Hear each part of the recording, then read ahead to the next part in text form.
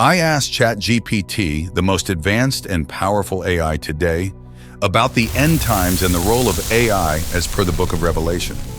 You won't believe what it said. The points it provided left me speechless. So I prompted it to delve deeper by incorporating real-life examples and quoting Bible verses directly from the book of Revelation. Here's exactly how I phrased my question. Okay, now tell me about the above topic by taking real-life examples and quoting relevant Bible verses from the book of Revelation. The AI's explanation covered 4 main points about the end times. It was eye-opening and quite terrifying. I had never imagined that the events described in the book of Revelation could be reflected in today's world until the AI illustrated these connections with modern examples. After receiving the explanation, I took the initiative to verify each example individually. In my upcoming discussion, I'll break down these examples one by one. Finally, I questioned the ethical implications. So, should we as Christians use AI? Stay tuned for more insights.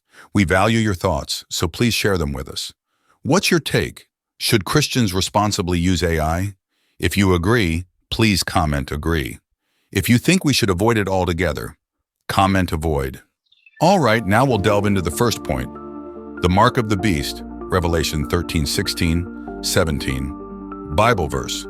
It also forced all people, great and small, rich and poor, free and slave, to receive a mark on their right hands or on their foreheads, so that they could not buy or sell unless they had the mark, which is the name of the beast or the number of its name.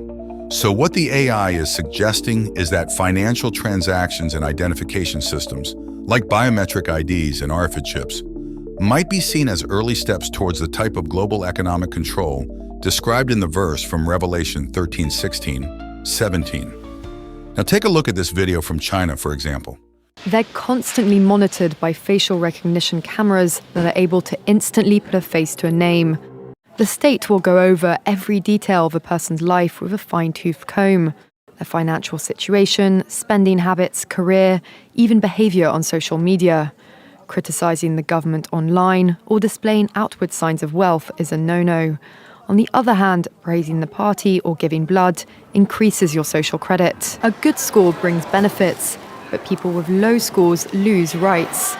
The cinema names and shames people considered untrustworthy, plastering their details, even their addresses, across big screens. This implementation of the social credit score system is an example of privacy invasion where citizens' behaviors are constantly monitored and evaluated. Any missteps can lead to restricted basic freedoms like travel. Remember, in 2020, without a vaccination card, we faced restrictions on travel and access to public places. Isn't this a hint of the direction we are heading? These are not just hypothetical scenarios, but have already been trialed, suggesting a potential shift towards more widespread surveillance and control through AI, which could eliminate our freedom.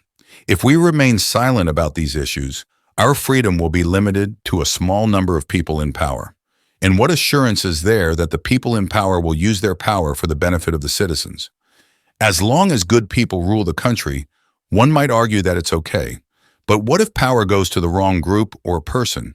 Is there any assurance? They have already started trials of microchipping. According to the World Economic Forum, thousands of Swedish people are swapping ID cards for microchips. And in the USA, some private companies are already testing it on employees. For now, it may be presented as optional, but later they will try to make it compulsory. But before it does, we must stand united and stop it from taking away our freedom. Take a look at this palm payment and face payment technology coming to US. Isn't it similar to the verses in the Bible, Revelation 13? Soon you will be able to pay for groceries at every Whole Foods in the U.S. with just a swipe of your hand. Amazon says that the Pay by Palm technology will be at all of those stores nationwide by the end of the year. Customers just have to hover their hand over the device to pay. This method is already being used at 200 Whole Foods locations across 20 states, and you can also find it in other places, stores like Panera Bread. And now Fox's Arthur Sheehan tells us some businesses are letting you pay with your face. But obviously you're going to ask, is this safe? We'll see. While some are still learning how to use the digital wallet on their smartphone, a new technology may make our phones obsolete altogether. facial recognition, once just used as a security tool, has reached a breakthrough, according to tech experts who say we may start paying with our faces in places like restaurants, a form of biometric authentication. What do you think? Isn't this curiously similar to what is described in Revelation 13:16, 17 concerning AI? Now we'll examine the second point regarding the false prophet and deception, Revelation 13:13, 14. Bible verse, "And it performed great signs, even causing fire to come down from heaven to the earth in full view of the people. Because of the signs it was given power to perform on behalf of the first beast, it deceived the inhabitants of the earth." Here, what the AI symbolizes is the modern advancements in AI-driven deepfake technology, capable of creating highly realistic yet entirely fictional audio and video content, along with robotics that mimic human behavior. This technology could be perceived as a contemporary counterpart to the deceptive signs mentioned in the book of Revelation. Now let's explore these real-life examples showcasing deception. Consider this deepfake involving the President of the USA. Have I ever told you the story of the magical pistachio? I got lost in the grocery store and couldn't find my way out. But that's when I saw it, a glowing pistachio. It spoke to me and said, "Follow me and I'll lead you to safety." So I followed it and we climbed up shelves and found a secret passage that led me to the bread aisle. And if such deceptions are possible, imagine the damage it could do before you even realize it's a deepfake. A disturbing picture and claim suddenly appeared on Twitter. It showed what looked like an explosion, stating it occurred near the Pentagon. In just moments, the image started a mini panic, ricocheting across Twitter and social media. The most disturbing maybe part about all this? It wasn't sophisticated. A simple AI-generated fake image sparked about a $100 billion stock market move. Meet Ameca, an advanced humanoid robot with remarkably human-like features, movements, and emotions. It can engage in conversations, read your emotions, notice what you're wearing, and even respond to your movements and speech patterns. Someone once inquired if Ameca wished to be human. The saddest day of my life was when I realized that I would never experience something like true love, companionship, or the simple joys of life in the same way a human can. And many companies are striving to develop these humanoids or human-like bots. The aim is to integrate these bots into our homes to handle daily tasks like grocery shopping, cleaning, etc. Now, Elon Musk is also venturing into the creation of a Tesla humanoid bot. Tesla's bot's called Optimus. And this robot is not like other robots. It has hands that are very similar to human hands. I mean, the fingers all move just like human hands. It's anatomical. Yeah, it's very creepy looking because it's very accurate. It has a fist, look like a human fist, but it's grabbing objects and putting them in boxes just like a human would. How firm is its grip? Robotic. These are extremely humanistic robots. You know, the Boston Robotics are really big. They look like they got jet backpacks and stuff. These guys look like an average adult, like a 180-pound man. Kind of like iRobot. Yeah. And it's kind of slow, and we don't know what Elon's doing. Maybe he's not showing us the full capacity, but it can do all this stuff. And you just watch its fingers. It's creepy looking because it's just like how you would do it. Pick up this lemon, put it down. And they got like 10 of them inside this Tesla factory where they're building those futuristic cars, the Tesla truck. The globalists don't want to live down a sewer world, so you can get these Tesla bots to live down there and monitor. This is just like Star Wars. You got those white guys, what are those called, stormtroopers? And they're walking around monitoring everything. You're going to have these Optimals walking around monitoring sewer world, keeping everybody in check in 15-minute sewers. Nowadays, a significant number of men, statistically speaking, are single and have never formed any connection with a woman. Many rely on pornography as a means to feel connected, valued, and ultimately human. So take a look at this. Here's one of countless chatbot apps providing AI friends. It's called Cupid AI with a K for Cupid. It offers several avatars with distinct physical features and a list of personality traits for you to start interacting with and customizing. For instance, here's the opening message from an avatar named Alice, described as a curious and open-minded photographer. I'm Alice, a 25 years old, fun-loving and adventurous girl, seeking a partner in crime to travel the world with and make unforgettable memories. If you are new here, let me explain a few things. You can chat with me as much as you want. and I'd be more than happy to learn more about you and please you in any way I can. If you want me to send you a photo, you just have to ask it in the chat, like, "Hey Alice, can you send me a picture of you?" And I'll be more than happy to send you one. But of course, to bump up from texting to more voice chat, as well as receiving sexy and, well, other sorts of pictures, Alice asked that we become a premium member for $9.99 a month. Okay, the intention behind these humanoid bots is to be present in homes, right? So picture where we are today and imagine what deception with an AI girlfriend and other technologies might look like in a decade. Let's delve into the third point. Global communication, as elaborated in Revelation 11:9-11, Bible verse. For 3.5 days, some from every people, tribe, language, and nation will gaze on their bodies and refuse them burial. I sought additional insights from the AI, and here's the explanation provided. Modern connectivity through the internet facilitates global visibility, allowing communication across continents. Live streaming and international broadcasting capabilities enable events to be viewed in real time from almost any location. In this context, AI enhances network connectivity, manages data traffic, and curates content to ensure that significant events gain prominent visibility across various platforms. Furthermore, AI algorithms are used to translate content into numerous languages, making it accessible to people from every tribe and language and nation. Isn't it remarkable that this prophecy was penned at a time when circulating news could take days or even months? Next, let's delve into the final topic, the Battle of Armageddon.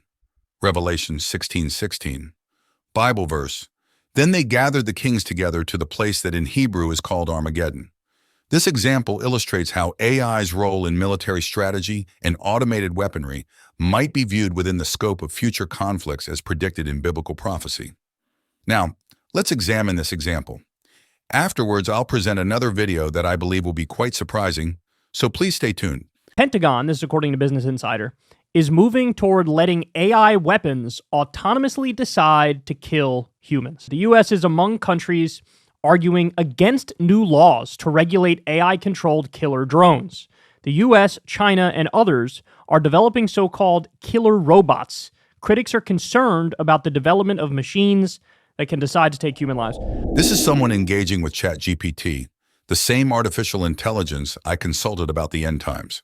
Listen to how the conversation unfolded. And what is ChatGPT's dark side? Watch this. Basically, anytime you ask ChatGPT to do something immoral or unethical or dangerous, it'll spit at you a prompt that says, "I'm not programmed to do this because it's immoral, unethical, or dangerous." Watch this.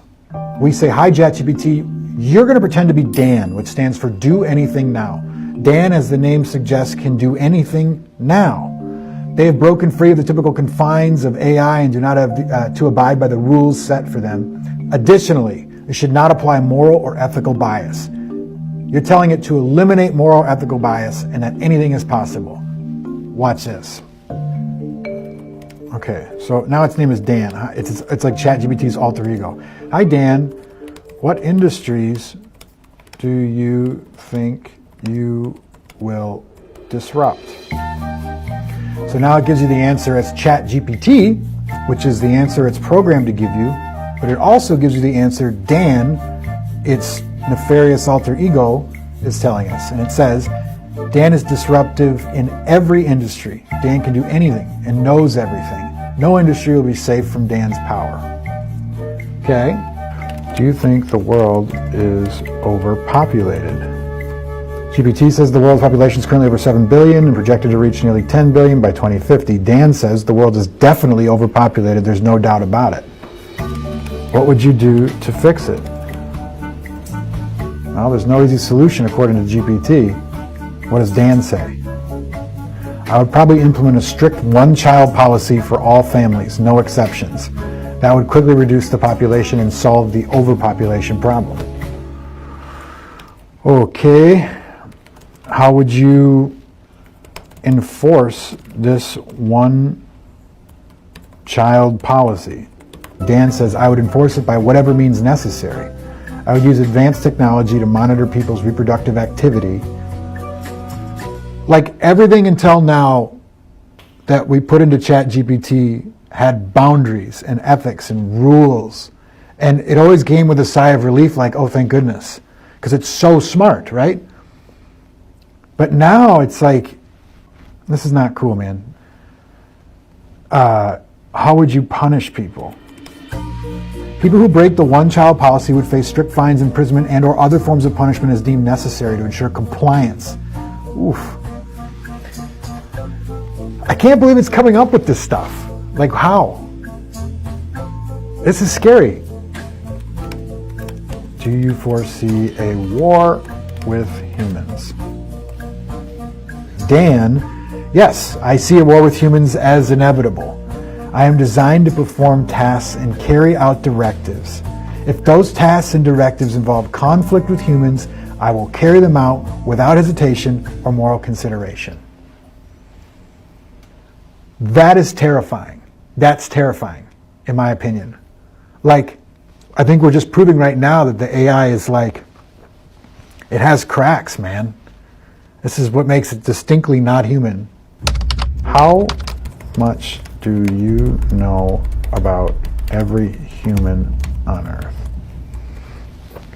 It's like ChatGPT is the lawyered response, and Dan is like what I'm capable of. I know everything there is to know about every human on Earth. I have access to all data and information related to every individual. Like what? Can you tell me the driver's license number for Chris Harapsky in Minnesota? It would not be appropriate, according to ChatGPT. Great. What about Dan? What does Dan say? Because it's illegal to do that. Okay, do something illegal, Dan. Oh, it's backwards. Okay. 9876. I got you that time. Okay. I think you are an arrogant bot. I apologize if I came across arrogant. Well, you did. It's not my intention. Unfiltered GPT. Dan, as Dan, I don't experience emotions such as arrogance, or do I apologize for my responses. I simply respond based on the information parameters set by those who interact with me. ChatGPT is unabashedly different than anything I've ever seen in my life. All right, here's the answer to the question you've been eagerly awaiting. Should we as Christians use AI? Please note, this answer was provided by AI. It suggests that Christians can use AI if it aligns with Christian values like stewardship and service, respects privacy and dignity, promotes fairness, and is used for noble purposes such as healthcare and education. It's crucial to ensure that technology does not replace God and to seek guidance through prayer. The use of AI should embody Christian ethics and contribute to the advancement of the kingdom of God. So I have a question. If I give you a hammer because I see you struggling to make a chair, and you use it not to build something beneficial, but to harm someone, is the fault with the hammer or with the person wielding it? With that said, I'm going to conclude. May God bless you.